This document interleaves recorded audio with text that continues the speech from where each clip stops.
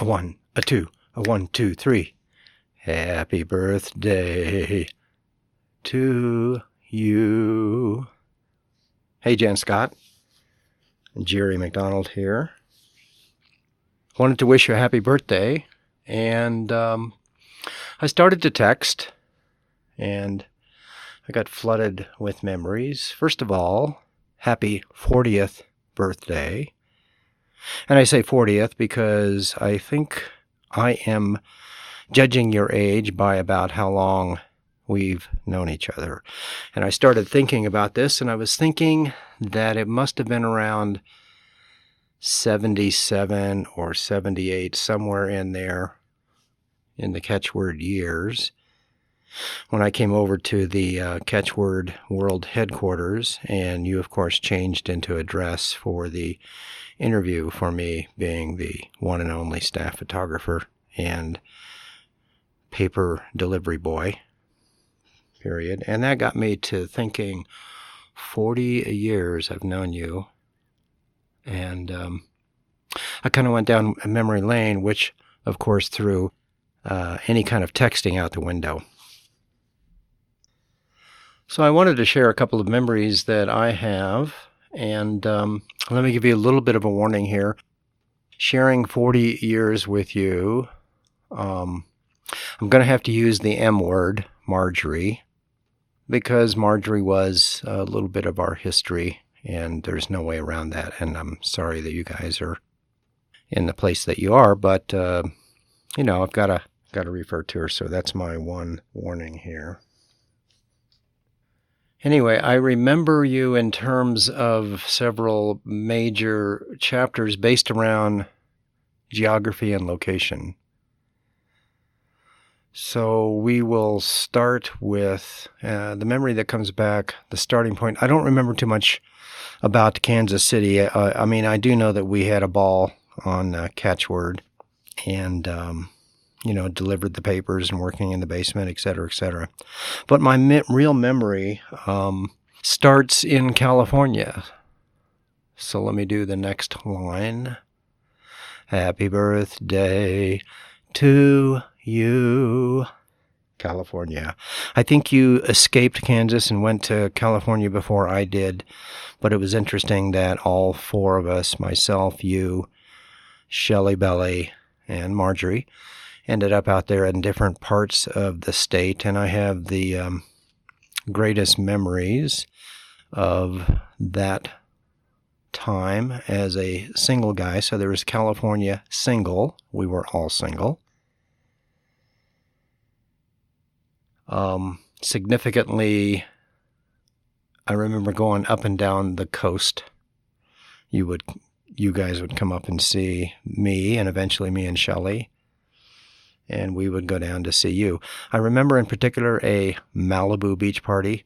I can't believe that you lived on the beach in Malibu, in this decadent place with, gosh, what was there? Nozzle Nose? Why do I want to say Nozzle Nose? Anyway, you lived with the next dentist, or a dentist that owned the house and had his hottie girlfriend. And I was down there a couple of times. I went down there for a party. I think I saw a Brady Bunch person. I don't remember his name.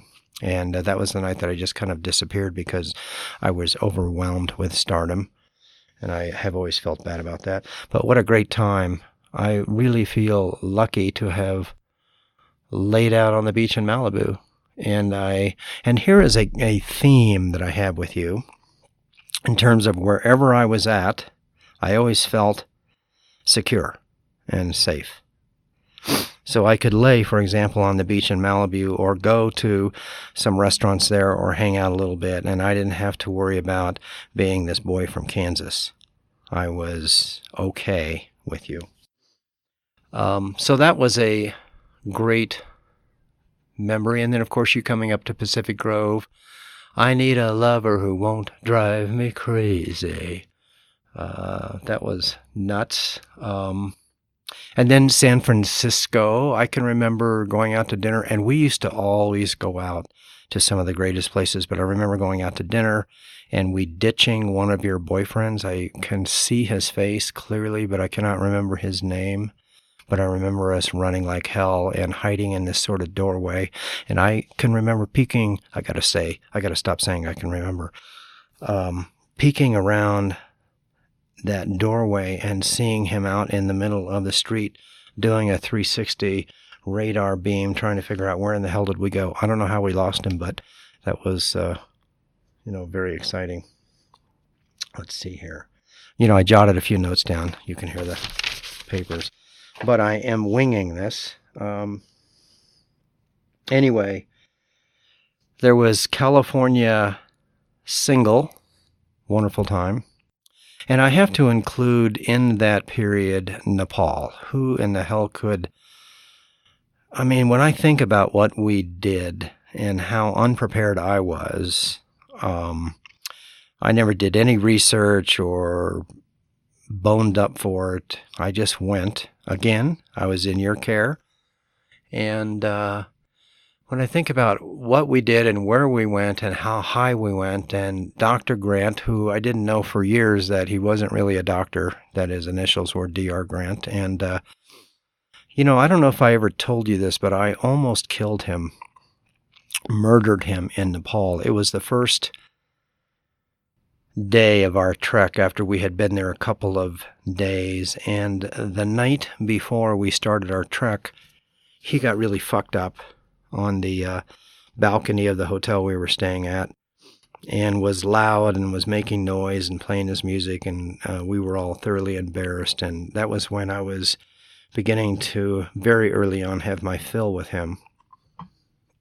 And of course, on the Sherpa drive up in that little van the next day, climbing higher and higher, there was a stop that we made because there was a herd of sheep blocking the highway, and we had to wait for, or not even the highway, this little mountain road, and we had to wait for them to pass.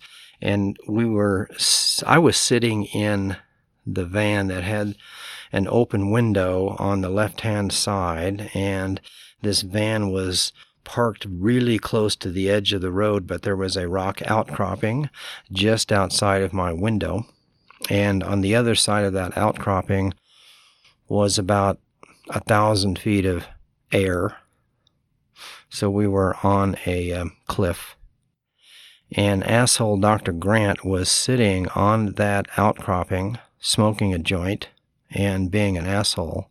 And I remember turning to my left very slowly and looking at him, thinking he's within arm's reach, and just a little shove, and he'd be gone. And in the years since that time, and of course I've enhanced it with time, but it has kind of scared me how easy that would have been. And nobody would have really known that I had done that, and it would have probably been an accident. Except that I would just now be getting out of prison with a whole new asshole, because I would not have been able to keep my mouth shut about it. I confess to the weirdest, smallest little thing, so I'm pretty sure I would not have kept that to myself. But I'm almost sure you would have come and visited me in prison too. That's something I hold on to. So anyway, Nepal, that was a time that almost every place that I think about that I have been to or visited in the 80s is now, I think, all fucked up. So I think we came through, and Nepal's one of them. I think we came through life at a pretty good time where we were at the tail end of the old and at the beginning of the new. Technology hadn't really hit, and we hadn't really fucked up the world yet like it is right now. And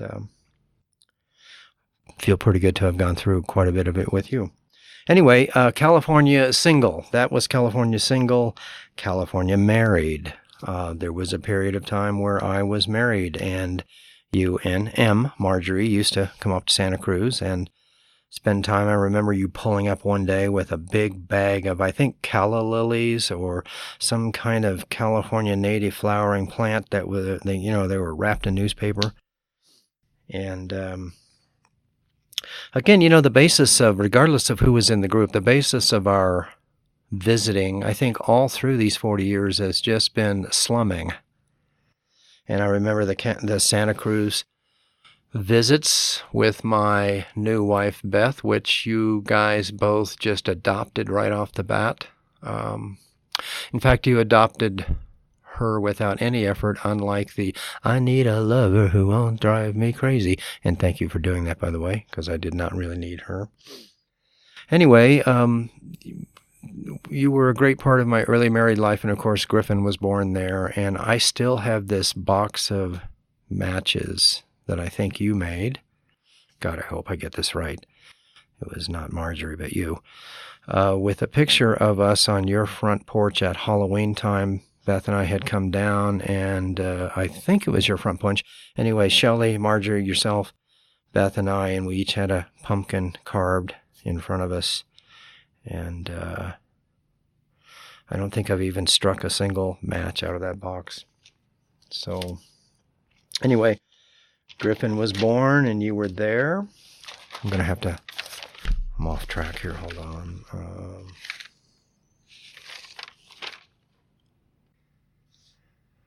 Happy birthday to you. Next phase, Colorado. Now, there were 2 marriages during this phase, of course. I mentioned I was married in California and came here, but you came and visited us.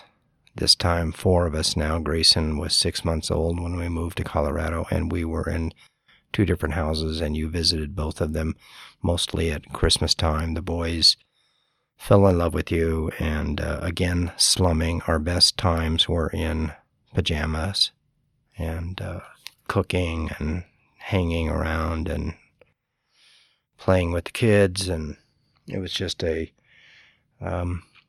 great time. You were single for a while then. We'll get to Cliff in just a minute, but I think you brought a couple of your boy toy interests to town. One of them, I think, was he came to see you at our first house, the guy that we ditched in San Francisco, whose name I still can't remember, but I remember his face. Seems like he came over to pick you up one day for an afternoon date. And then the other very warm, rich time I remember is when you brought Helicopter Pilot with his shades. And then you and Beth disappeared for almost the entire day on a Saturday, leaving me with him, where I made him watch Beauty and the Beast, which I think he actually secretly enjoyed. And then if I recall, that message you sent to him that day by leaving the house for the full day caused him to exit early the next day, so mission accomplished. And then somewhere in that period of time, I believe while we were still in our first house, you met Cliff. Because I remember you and Cliff, and I don't know if you were married yet, but you and Cliff came to our first house, and I remember having a fairly alcoholic dinner creation time, and I can remember exactly what you and or Cliff made, which was a coconut lime-based shrimp meal, which was absolutely, I think about it all the time, and it was absolutely scrumptious. And I remember Cliff being very impressed that my knives were so sharp, and my knives are always sharp. I have so many different kinds of sharpeners, and that's just a trademark of mine. But anyway, I remember that. And then you got married in that period of Colorado, and I have to tell you, that was one of the greatest events, social events, that I could say we attended. First of all the right people were there, including Joanne and Chris, Shelley, Marjorie, others. And it's just too bad because you were too busy getting married to enjoy all of the fun that we had. It was just a blast. First of all, there was that big mansion the rehearsal dinner that night, big ass steaks. I don't know who paid the bill for that, but somebody lost a big bull. Wonderful steaks. And then I remember walking through town, and we somehow joined up with some local group of people who were dancing, or there was some kind of dancing thing or something in the streets, and they kind of embraced us and we embraced them, this whole wedding party, which was cool. The next day, since the wedding wasn't until that night, we all had this great amount of time to play. Chris Leach and I played bocce balls and spent some time in one of the dens in that mansion playing like we were railroad magnates, smoking cigars. We ambled on back into the kitchen where they were starting to put together this feast. I remember there was this chef there, and he was preparing artichoke hearts with slices of lemon floating in the water, the lemon, to keep them fresh. And I think that chef and one of the waitresses that night must have got it on, because the moment I remember the reception was starting to break down, they were on a chair kissing and dry humping. Which was great because everybody gets fucked at a wedding some time, and in this case it happened to be at least the cook and the server. And the food was great, and we walked into the reception, sunflowers, big old sunflowers everywhere, and everybody had a camera on the table, and I remember it being large. But I'm getting ahead of myself. The wedding that day, I can remember the tent and the chairs and your father walking you down the aisle. I've since known the story about what he asked you along the way. And I can remember having some feelings that I was kind of ashamed of, thinking, is he really... He was a damn good-looking guy, but I can remember feeling a little bit of shame, like, I've got to believe this is going to work, but I wasn't quite sure sitting under that tent on my folding chair. I'm just admitting that to you now. But that whole event, the 3 days, the 2 days, plenty of time, the setting, the people, it was... I just wish you could have been one of us and it was somebody else's wedding and you could have had the same amount of fun that we had. And I thank you for arranging that whole thing. And I'm sorry that it didn't work out, although I'm glad. Because you got the Kev Master now. And by the way, tell Kevin that I dug out his Christmas gift to me shortly, several months ago, which was the textbook for the comedy workshop written by Greg Dean. Now, the reason I dug it back out is that I listen to a lot of podcasts, and especially podcasts where comedians are interviewed, because I think comedians are just really, the good ones are just really incredible people. And Greg Dean keeps getting mentioned by some of the older comedians as somebody that they encountered or passed through his workshop along the way. And I got to thinking one day, wouldn't that be interesting? And I went and dug it out, and by golly, it's by Greg Dean. And Kevin had tutored or spent some time with him. So anyway, I have it back out, and I'm starting to flip through it again. I'm never going to be a stand-up comedian because I realize I have stage fright, and I do have great wit. But it's only when somebody else has presented something to me I can comment back on it. But to get up on stage and do a routine, it's never going to happen. If I'm in a grocery store line, that's one thing. Comedy club, no. But anyway, tell Kevin I've got that back out. It's interesting. But where was I? Oh yeah, I got sidetracked with Kevin because Cliff went off the cliff. But while we're still on Cliff, I do have a great memory of Beth and I joining you and him in his onion picking pickup truck, and we went down into Mexico. I think it was to Tijuana. Once again, 4 of us in the cab of this truck, and I just had this, and I always have it with you when we travel, this sort of, hey, we're safe and we're together and I don't care what's going to happen, we're going to make it. And if you remember, we almost ran out of gas. In fact, I think we did run out of gas. I think Cliff and I had to hoof it. And of course, he, being a guy with a pickup truck, had a little gas can in the back. I don't know if he ran out of gas.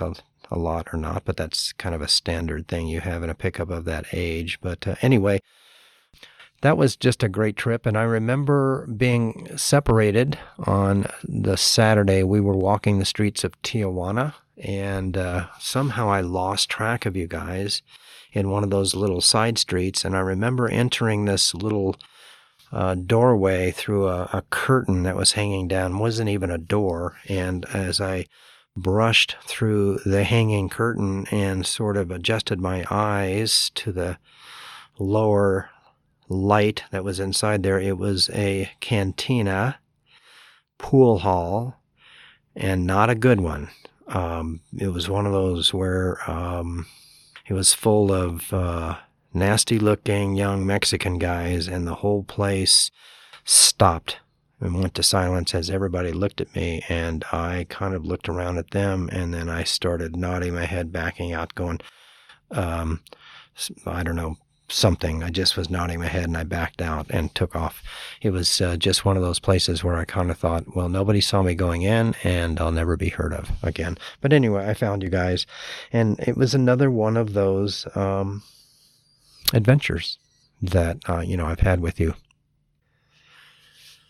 And then I think you got divorced, and then we moved to a new house, and then you started coming to visit us at the new house, and again at Christmas time, and the boys just loved you, and we loved having you around, and it was good.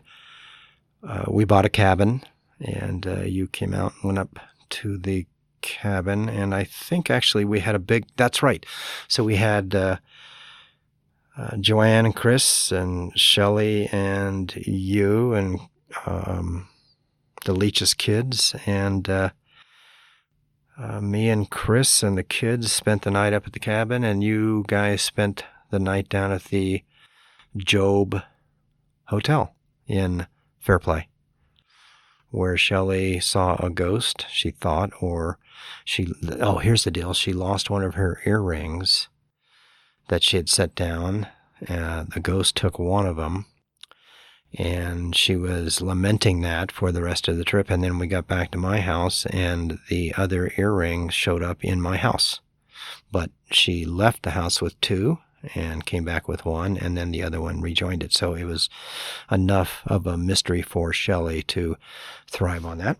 But anyway, we had a good time, and I can remember you building a little girls' pee out, a little place for the girls to pee over there by the outhouse, with flags and shielding blankets and things like that. That was a craft that you guys made. And then I also think you and the girls made this giant stick man in the forest, laying sticks on the ground. It was like something you'd see the Anasazi Indians, put up on a cliff, scratching it into the rock. It kind of had that shape to it.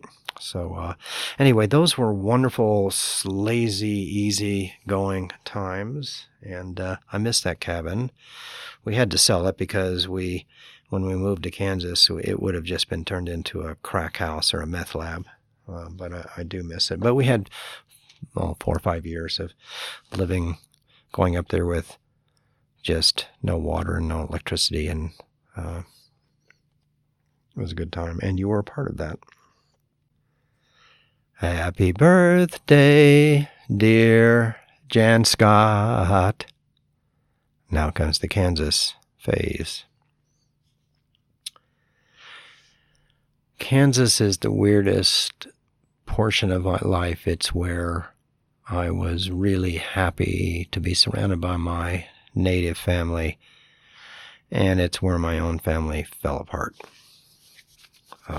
And you were a part of Kansas history. So first, the fun parts, you coming, and again, the theme, slumming, Christmas, the boys loved it, wrapping, unwrapping, hanging around, cooking.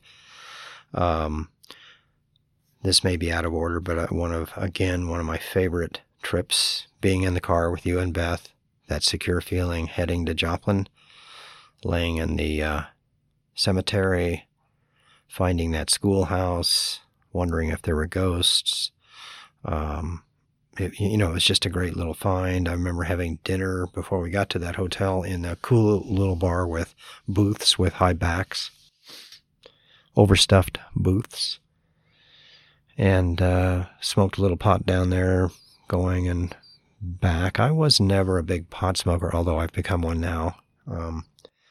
But I just rode in the back of that car the whole time. Loved being back there. Loved just listening to the conversation. And I was surrounded by luggage, and I had my little spot, and it was just a great way to travel. But things started going wrong in Kansas. First of all, my alcoholic ways started to grow. And I didn't really realize the damage that was doing. You did.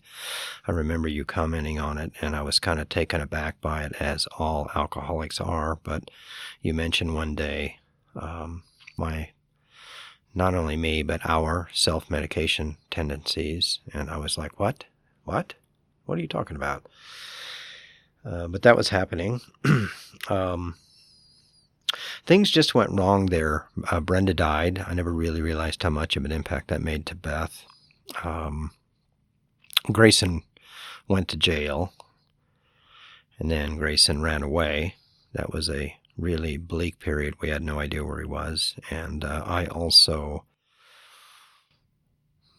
it was the first time that Beth had told me that she was no longer in love. But of course, I didn't believe that at the time. I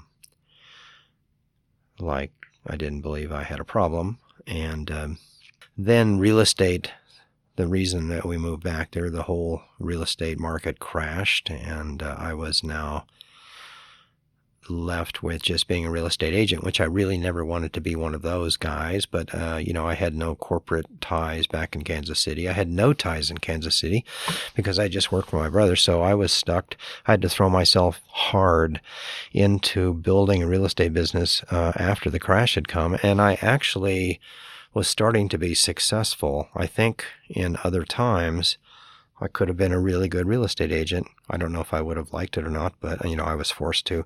But I was really putting in the hours, studying and learning and meeting people. But the problem is that when the real estate market crashed the way it did, only the people that had been in the business, I didn't have enough black book. I'd already burned through everybody that I knew, and meeting new people in a down market is kind of hard. So eventually I found myself really out of work. But, you don't get fired from something like that. It just grinds to a halt. And I can remember sitting in my office one day looking at the wall. This was maybe in late October going into November, thinking, I haven't had a check since August. Christmas is coming. I have no idea what the hell I'm going to do. We had a little bit of savings for the mortgage, but I was looking at that, and my marriage was already in pretty bad shape, and Grayson had been in jail, and Brenda had died, and it was pretty, and I was drinking. And then I got a call from out of the blue from a boss from Colorado who said, hey, come back out here to work. And I accepted that job, but my family was not in any shape to move them back. I had already moved them here, and Griffin and Grayson would not have withstood another move. So I spent a couple of years going back and forth, 3 weeks in Colorado, 3 weeks in Kansas. I never really ever put my suitcase away. My marriage was falling apart. And in fact, I remember you coming one time, and we went to see John Prine, and I can remember you heard me say fuck you to Beth during that concert. I think you were like, and I've thought about that moment a lot. A, that I said it, and B, that I think I revealed to you this thing, and I've always felt bad about that. Anyway, I was thinking, and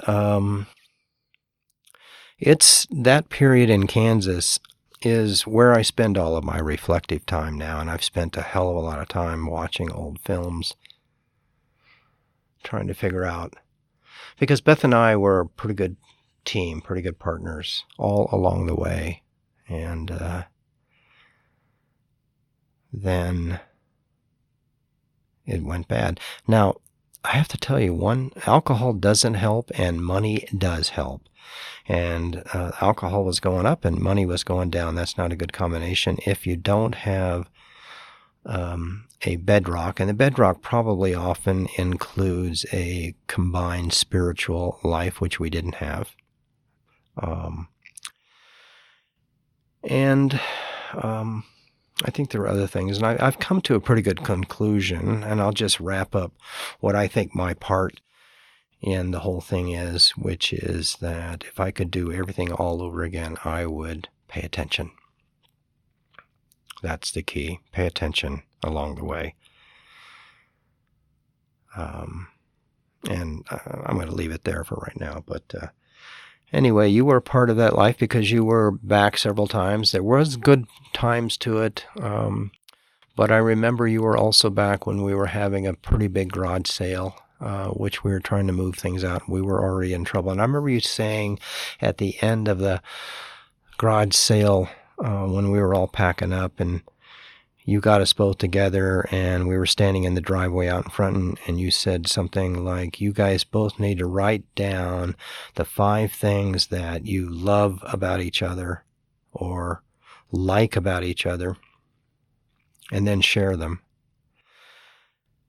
And we never did do that, but I do want to tell you that I did write down 5 things. And I kept them on a piece of paper, and I kept them with me for quite a while. I've since lost that paper. I don't know where it's at. It would be cool if it could show up. But I did do that, but there was never the right opportunity to get that conversation going. So, and I always wanted to tell you, hey, by the way, Jan Scott, I did write down 5 things. Anyway, Kansas was really good and fun in the beginning, and then it was really bleak and dark, and you were there through all of that as my 40-year-old friend. And then eventually I lost the job that I had out here in Colorado, and I happened to be out here when I got laid off on one of my 3-week stints, and I just stayed. I didn't even go back. I just gave up. Although I did go back for the next 2 years, every single piece of vacation time that I had, to paint and scrape and clean and get the house ready and throw stuff away. And like for 2 years, I had no fun at all.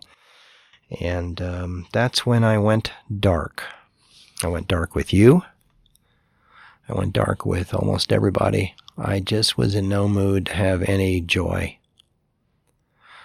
I got off Facebook. I couldn't stand looking at Facebook. Everybody's life was great. And hell, I was never supposed to be divorced. That was never in the cards for me. And I'm still not divorced. I guess till death do us part. But I feel bad. I want to apologize to you, which is, I just stopped communicating with you. And with Joanne, Marjorie, Shelley, everybody. I had, like everybody else, and you may remember this, I don't know if you had this when you divorced or, separated from Cliff, but, there's feelings of failure, there's feelings of confusion. Beth never really did sit down and tell me what the hell I did, but I guess when you fall out of love with somebody, there's no point in doing that. How do you explain the sub-elements of that lack of feeling? So I get that. And then I eventually quit drinking. I realized that was a big part of, as I was watching films and thinking, and the reason I was doing all the thinking, I thought, if I'm going to go through all this pain and have all this stuff blow up, I'm going to, goddamn it, get some kind of universal knowledge out of this. And so I spent a lot of time being self-reflective, and I think I did a pretty good job at judging me, and very little time judging her. And it was pretty clear to me that almost everything in my life where something got wrecked, lost, misplaced, confused, or broken, there was alcohol. And I realized that I didn't have a lot of years left, and maybe 40 years of drinking, which was about the time I've known you, was probably enough. And on June 9th, 3 years ago, I poured everything into the sink. And that was the beginning of a rebirth for me. And that was about, I think I contacted you, and that was the scariest letter I have written in a long time. I remember sending you a letter about 4 or 5 weeks after I had not had any alcohol. And I was a little bit frightened because I know that I had turned my back on our friendship, but I was starting to feel a little bit good again. And you were one of the first people that I reached out to, and you reached back. So I really appreciate that. So now we're here. And I have to tell you, I did make notes, so you can hear the papers. But my notes ran out a couple of minutes ago. I don't have an ending. I do have to sing the last line, though. So before I sing that line, I just want to say that it's been a good long ride with you and others. I appreciate you appreciating me.